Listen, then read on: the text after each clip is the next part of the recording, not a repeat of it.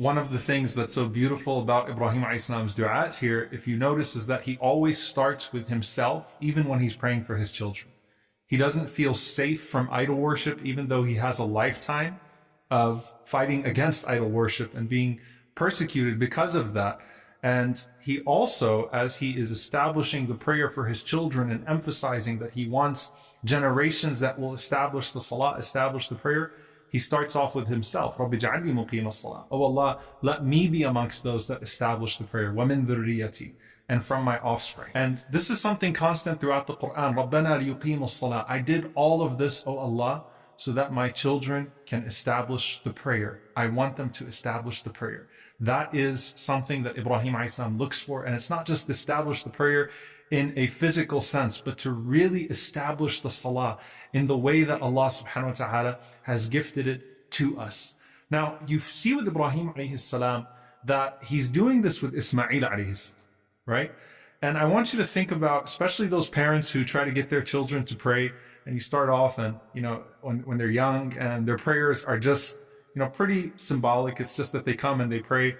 They're doing all sorts of stuff while they're praying, but hey, at least 5 times a day, your 7-year-old, your 8-year-old, your 9-year-old, your 10-year-old, they're starting to stand next to you and starting to do something that resembles salah, right? And you're trying to teach them the meanings of salah. Now, your biggest worry, obviously, is that what happens when you can't see them anymore? What happens when you're not there to call them to the prayer? What happens when they get old enough to where they can say that we prayed, and they can really just be sitting in their room and they can deceive you? What happens when they're no longer even under your roof? And that's something that a lot of parents are pained by, is that, I wonder if my kids even pray anymore. And you'll see sometimes when you go to a masjid, and it's something that we have to change, that you'll see the elders who, have come back to prayer, or prayer was a part of their lives. And then you might see really young children, but there's a missing demographic, right? Where people have to learn the value of prayer themselves.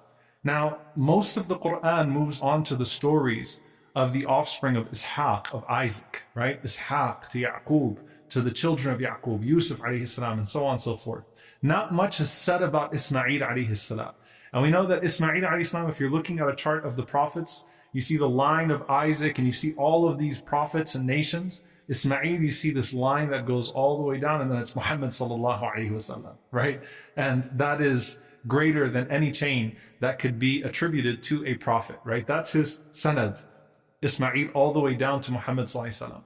But what is described of Ismail alayhi salam and what he did as he was in that barren desert in Mecca? Allah subhanahu wa ta'ala praises Ismail alayhi salam by saying, وَكَانَ يَأْمُرُ أَهْلَهُ بِالصَّلَاةِ. He was establishing the prayer with his children. How sweet is that, right? That is the description that Sadiq al-Wa'id, he was truthful to the promise that he made when he said to his father that you will find me amongst the patient. I will not refuse the command of God. And here you have that he is also maintaining the promise of salah. كَانَ يَأْمُرُ أَهْلَهُ بِالصَّلَاةِ. He used to enjoin the prayer amongst his family. Ismail did not have a huge family. He didn't have huge nations around him the way that Ishaq did. But those that were around him, كَانَ يَأْمُرُ أَهْلَهُ بِالصَّلَاةِ. He commanded them with prayer. And one of the beautiful things about Ibrahim alayhi salam and his children is you see the emphasis in life and in death. Are you going to stay upon this covenant with God, right? So Ibrahim alayhi salam, as he's dying and he's speaking to his son Ishaq and his grandson Yaqub, and he's affirming once again, are you going to worship that one God and stay upon the worship of that one God? And them affirming to Ibrahim alayhi salam that they will. And then Yaqub alayhi salam, Jacob, when he's dying, and he's saying to his children, مَا تَعْبُدُونَ مِن بَعْدِي. What are you going to worship after me? And they say, نَعْبُدُ إِلَهَكَ وَإِلَهَ آبَائِكَ إِبْرَاهِيمَ وَإِسْمَعِيلَ وَإِسْحَاقَ. We worship your Lord and the Lord of Ibrahim, the Lord of Ismail, the Lord of Ishaq. And it's like, I'm comforted that, my children are upon that tawheed. They're upon that oneness of God. That's the most important thing to me, is that they're worshiping Allah subhanahu wa ta'ala. And there's something here about when you ask Allah to let your spouses and your children be qurratu aynin lak, right? That, oh Allah, make them qurrata a'yun. Let them be the coolness of our eyes. And what is the coolness of your eyes? The coolness of your eyes, how beautiful your children are, is the coolness of your eyes. I mean, that's part of it, certainly.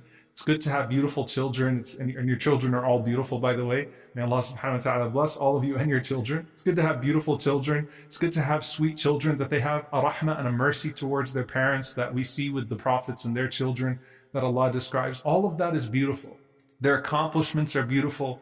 You love to walk your child across the stage, maybe not so much down the aisle for their wedding, but those are all beautiful worldly accomplishments, and they're things to indeed find joy in. But what's the greatest qurrat a'yun? What's the greatest coolness of your eyes? It should be when you see your children worshiping Allah, when you see them as righteous, when you see them as embracing the faith, maybe even greater than you did, sincerely. When you see them read Quran for the first time, or say they want to go to the masjid, and it's not just because you forced them to go to the masjid, right? Or you told them, hey, let's go to salah, but they wanted to go to salah. They wanted to be a part of something that was faith-oriented. That's where you really find qurrat a'yun, like it's the coolness of your eyes. You see them in righteousness. And subhanAllah, I think about the Prophet Muhammad sallallahu alaihi wasallam. And he said about us that إِنَّمَا أَنَا لَكُمْ بِمَنْزِلَةِ الْأَبْ أُعَلِّمُكُمْ, that I am to you like a father and that I teach you. Right? So the Prophet ﷺ is to us like a father figure in that he teaches us. And you look at the Prophet ﷺ, and when the ummah was his qurrat a'yn, when it was the coolness of his eyes, right? And it's that last moment, those last moments of his life, sallallahu alaihi wasallam, where he draws the curtain from his room and he's too sick to even get up at that point, but he looks out at his ummah praying salah. And the Prophet ﷺ, tabassama dahikan, he smiles and he laughs, and his face was like the page of a mushaf, so bright, so happy, so pleased. Why? Because he saw his children in salah, in prayer, and he knew that this message would last beyond him and would continue beyond him, sallallahu alaihi wasallam. And so when we pray, we are maintaining the prayer of the Prophet ﷺ, who was an answer to the prayer of Ibrahim alayhi salam, and we send our prayers upon them both. Allahumma salli ala Muhammadin wa ala ali Muhammad, kama sallaita ala Ibrahim wa ala ali Ibrahim.